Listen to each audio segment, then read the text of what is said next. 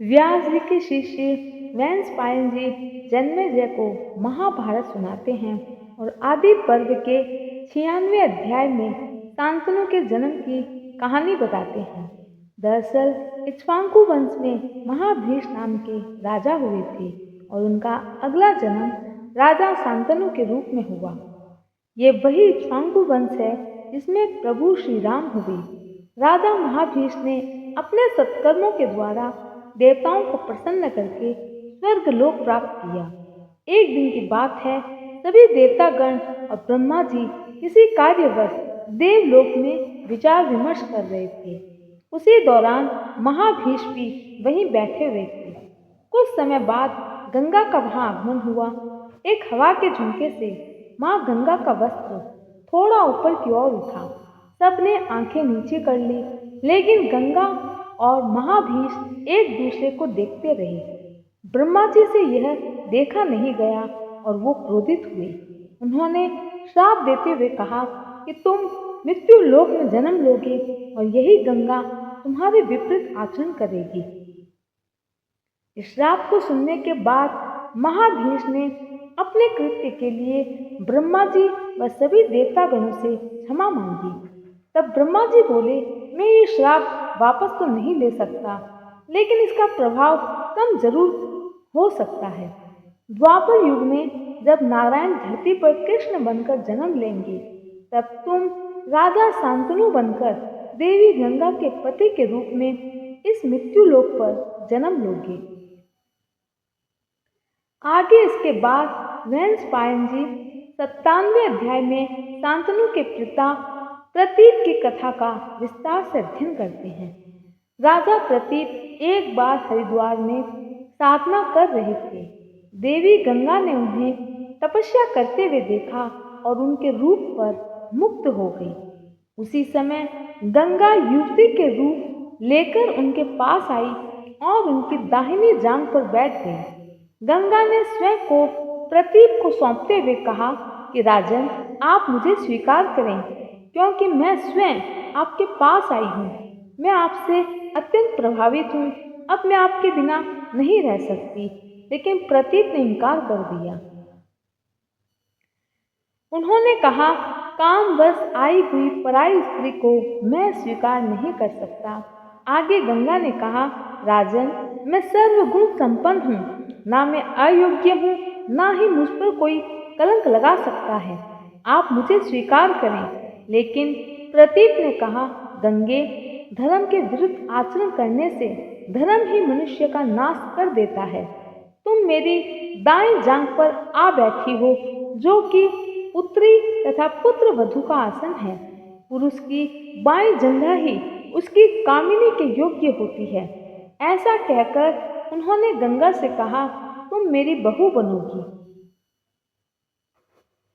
ऐसा कहकर गंगा को उन्होंने विदा किया। गंगा ने उनकी स्तुति की और पुत्र वधु बनना स्वीकार किया। इसके बाद शांतनु के जन्म की कथा आदि पर्व के 97वें अध्याय में ही आती है। इसके बाद प्रतीप पत्नी के साथ तप करने चले गए और शांतनु का जन्म हुआ। शांतनु, जैसा कि मैं आपको बता चुकी हूँ, महाभीष का अगला जन्म था।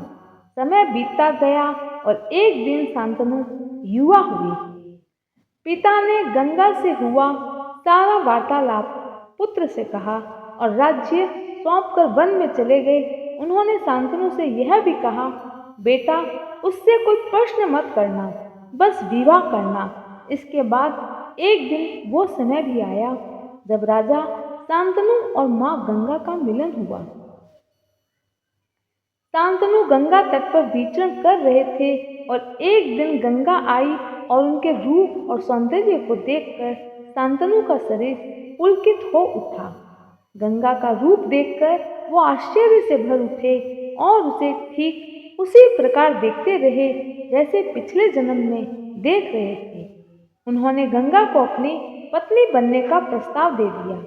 आगे वैशंपायन जी जन्मेजय को बताते हैं कि पूर्व जन्म की सभी बातें स्मरण करते हुए और प्रतीप के वचन को सार्थक करने के लिए गंगा ने राजा शांतनु से विवाह के लिए हाँ कर दी और यह भी वचन लिया कि आप मुझे कोई भी कर्म करने से रोक नहीं सकते। जिस दिन आपने मुझे टोका मैं चली जाऊंगी। प्रतीप नामक राजा ने गंगा को अपने पुत्र वधू के रूप में स्वीकार किया और समय आने पर शांतनु और गंगा का मिलन हुआ। पिछले जन्म की बातों को स्मरण करके गंगा ने प्रेम विवाह के प्रस्ताव को स्वीकार किया और कहा, मैं आपसे एक शर्त पर विवाह करूंगी। आप मुझे मेरे जीवन में किसी भी कार्य के लिए ना ही कोई सवाल करेंगे ना ही मना करेंगे। समय बीता और गंगा ने एक पुत्र को जन्म दिया। शांतनु बड़े प्रसन्न हुए, लेकिन उन्हें हैरानी तब हुई जब वो अपने खुद के पुत्र को नदी में बहा आई। शांतनु हैरान थे, लेकिन वचनबद्ध होने के कारण कुछ पूछ नहीं पाते। इसके बाद माँ गंगा ने लगातार 7 पुत्रों को जन्म दिया और सभी को गंगा में बहा दिया। लेकिन जब 8वें पुत्र को बहाने लगी तब राजा शांतनु से रहा नहीं गया और उन्होंने पूछा, रहस्य का खुलासा महाभारत के आदि पर्व के 96वें अध्याय में होता है।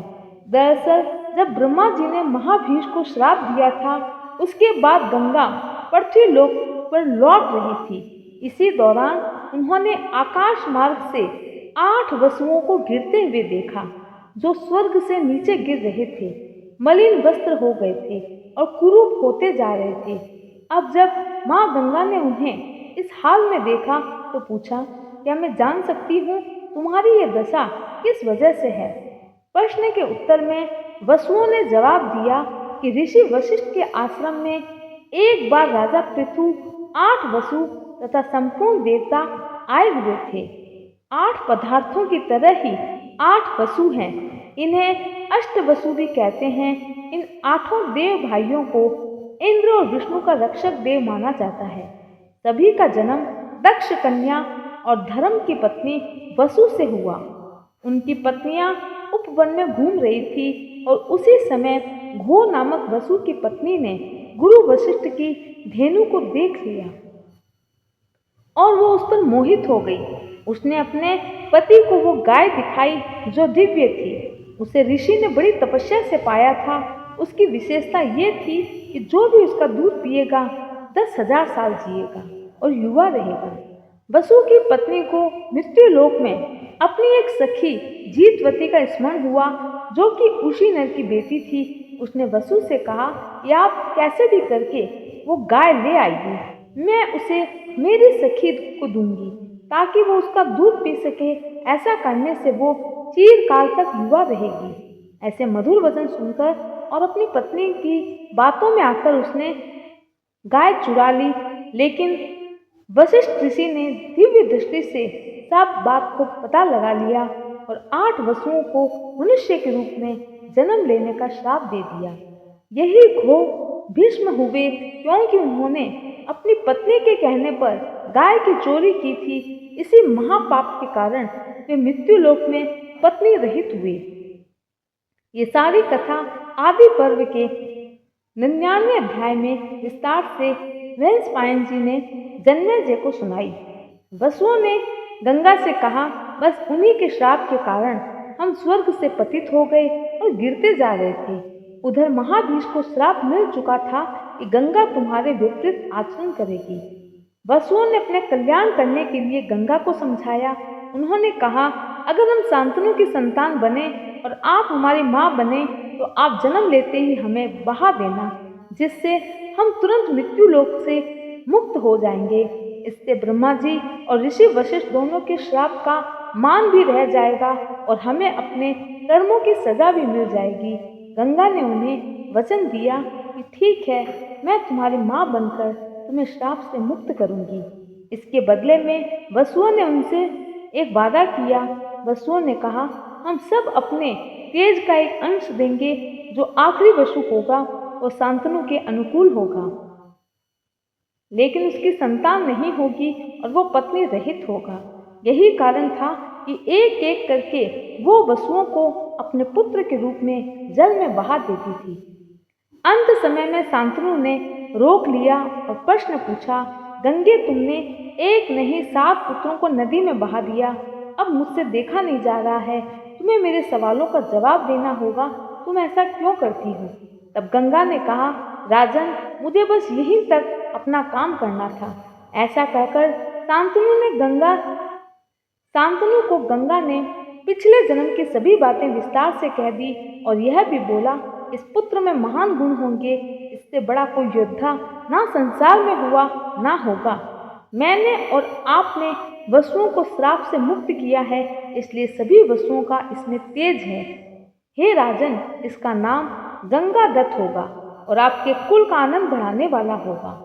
एक से एक महान सम्राटों को ये जीतेगा, महान व्रतधारी होगा और हस्तिनापुर की सदैव रक्षा करेगा। अभी ये बालक है तो मैं इसे अपने साथ लेकर जा रही हूँ।